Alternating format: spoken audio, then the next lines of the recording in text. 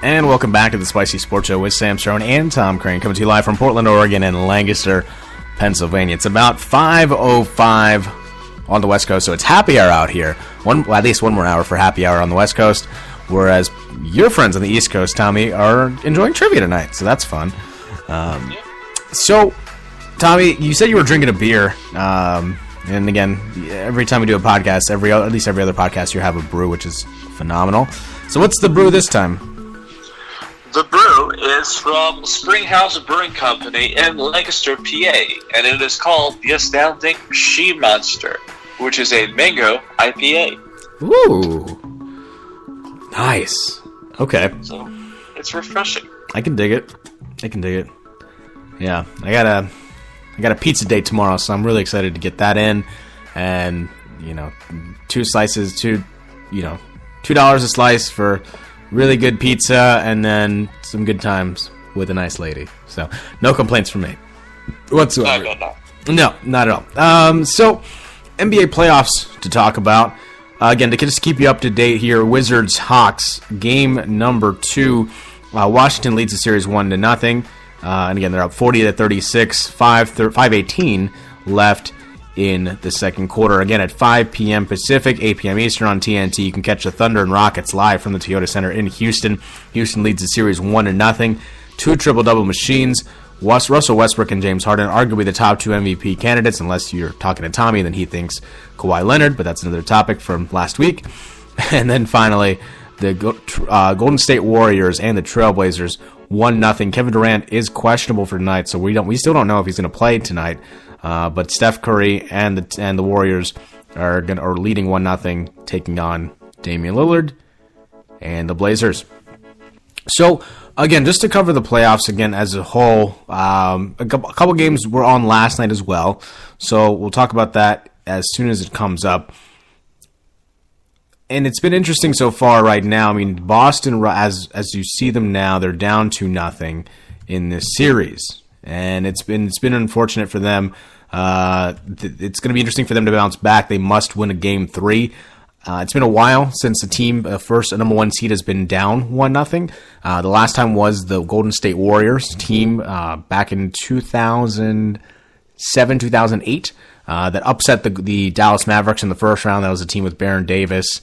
And that group of people, Steven Jackson was on the roster. It was a very athletic 8 seed that upset the Mavericks. So it's going to be interesting for Boston to come back around.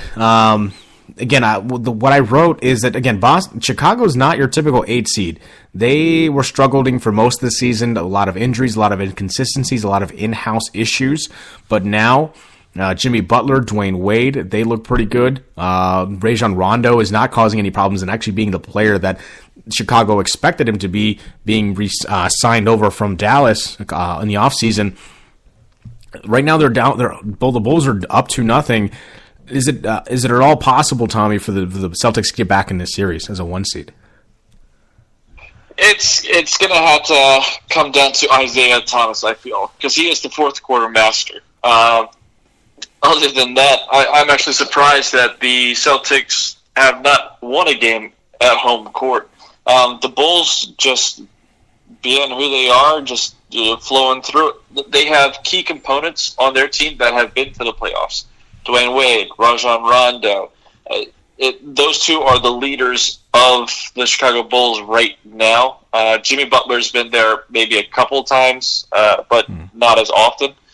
So I feel like it is playoff experience over talent right now, it feels like. So I don't think the Celtics are going to come back from a 2-0 deficit. I think the Chicago Bulls will take out the number 1. Wow. Okay. I mean, look, for me, I had to have the Celtics still winning in 6. I do think that they must win game 3 if that is to happen, because being down 3-0 is going to put them in a very difficult situation. But I do think the Celtics do have the ability, but Chicago is going to be very impressive, considering they've taken complete control of this series and can taken away home court advantage away from the Celtics. And we'll talk about the Celtics, Isaiah Thomas, in a minute. Going down the number 2 to 7 matchup here, the Cleveland Cavaliers, Indiana Pacers. This is a big matchup. LeBron James against Paul George. Both these games have been very close, in Cleveland winning the first game on Saturday, 109-108. With the second game, Cleveland winning 117-111. Game 3 is tomorrow. You can catch that on 7 p.m. Eastern on TNT. Tommy, again, the Cleveland Cavaliers were not one of the better teams heading into the playoffs. They just were on a 4-game losing streak. So many inconsistencies in the last month of this season. Are they the team that's going to step up in the playoffs, or are they going to, or is something going to hinder them from not advancing past the Pacers? No, I don't expect that at all. I see them sweeping the Pacers. Cleveland Cavaliers have been here before. They have LeBron James, who was perfect in the first round. There's no doubt in my mind that Cleveland will win this playoff against the Indiana Pacers, especially because Lance Stevenson has not been his usual self, bothering LeBron James. And the fact that PG-13, Paul George, has not been as much as an asset for the Pacers in the playoffs at this moment. He's had some big critical talks during his press conference, if you haven't heard of them, just saying how some people need to, up their game, especially with Lance Stevenson. So it's looking like there's still some fire in the Pacers, but it won't help. It won't help them against the Cavaliers. Yeah, no, I think the Cavs will get this first round against the Pacers. I think the Pacers are going to, again, keep it very close like they have the first 2 games. I just do think there is a lot of too much firepower from the Cleveland Cavaliers, and I think they're going to step it up at least in this round. I do think they're going to win in 5 or 6 at most, but I don't think it's going to go any farther than that. Moving on from Toronto and Milwaukee, the 3-6 matchup. If you're looking for an athletic matchup all across the board, this is the matchup you're going to watch. DeMar DeRozan and Kyle Lowry in the backcourt for Toronto, and Giannis Antetokounmpo, who is probably one of the top 5 most promising players in the league. Honestly, if it wasn't for the seasons that Kawhi had and Russ and Harden had, I think we'd be talking about Giannis more as an MVP candidate. And I'm not, and it sounds like crazy talk considering that they're a 6th seed in the East, but you see what he's able to do in all facets of the game for the Bucks, being the franchise player, averaging about 23 points, 8 rebounds, 5 assists, 2 steals, and 2 blocks a game. Those are just numbers that you don't see every day. And then for him to lead the team into a Game 1 victory against Toronto, it's impressive. But Toronto did come back yesterday to 106-100 to even this series at 1. Tommy, for me, I do have the Bucks upsetting the Raptors in this first round, although I do, Toronto was a team that advanced to the Eastern Conference Finals last season. I just like Milwaukee's athleticism and the fact that they have no pressure on them to get to advance past this round. What do you say? I agree. The pressure is probably the biggest thing when it comes to a playoff game. And Milwaukee, as you said, has none. They have no pressure to get past or to be the best team ever. So when they're playing against Toronto Raptors, they have one less thing to worry about. So I actually do see an upset happening with Milwaukee Bucks, but I see it going to 6 games, possibly a 7th, to determine if the Bucks go on over the Raptors. Yeah, no, I agree. It's like I said, if you're going to watch any of the series in the Eastern Conference, watch this one because you're going to watch some really fun athletic basketball. And again, we both picked Milwaukee, so we're going to move on. The 4-5 seed, it's I think the least appealing for me. The Washington Wizards, Atlanta Hawks right now. As I mentioned, the Wizards are up on the Hawks right now, heading into the half, 45-38, and continuing on into the second quarter, late in the second quarter. Washington won the first game, 114-107. For me, I'm picking Washington straight because they have a player that can take over the game late, whether it be Bradley Beal or John Wall in the backcourt.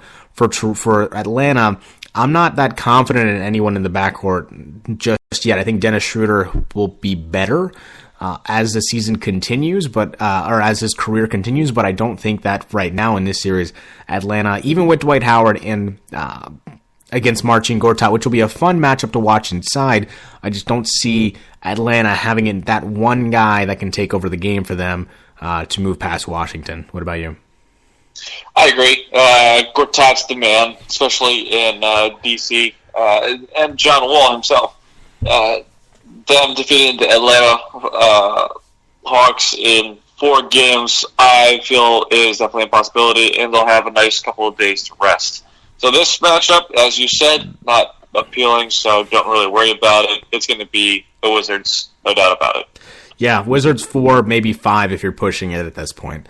Moving on to the Western Conference, the 1-8 matchup again. It's not a typical 1-8 matchup, I would say. You know, Golden State, yes, they're a dominant team and they're the overall favorite to win the NBA championship and, of course, to get to the Western Conference Finals, or to come out of the West at least.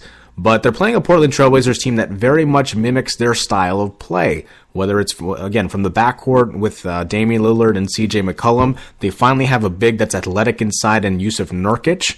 Again, assuming his broken ankle is okay, or at least he's had some leg issues, lower body issues, but again, assuming he's fine for that, I think he's going to give the Warriors some trouble, considering that they don't have as much depth in that position because of what they had to give up on the bench to get Kevin Durant. And of course, Kevin Durant is still questionable for playing tonight, so we don't even know if he's going to play in Game 2.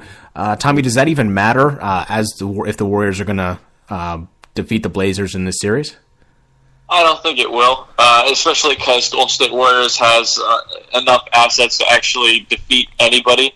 Draymond Green, the defensive juggernaut that he was against Portland, if you did not see his 2 blocks, especially one that was almost a posterized on him, it was just his defensive skills do improve as the playoffs move on, and so does his arrogance, but it's good arrogance for some reason.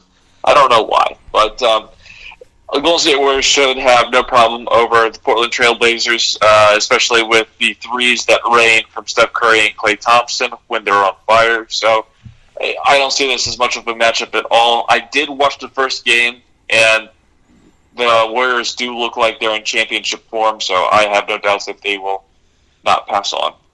Yeah, no, I agree. Warriors should win this one in 5, maybe 6 if Durant's maybe out, but I do think the Warriors should have no problem dismantling the Blazers in the first round. 2-7 matchup, you have San Antonio and Memphis. Memphis doesn't have Tony Allen, who's out with a calf strain, so he's not going to be playing in this first round series, which is huge for this series. But San Antonio, regardless, has been really dominant in both games.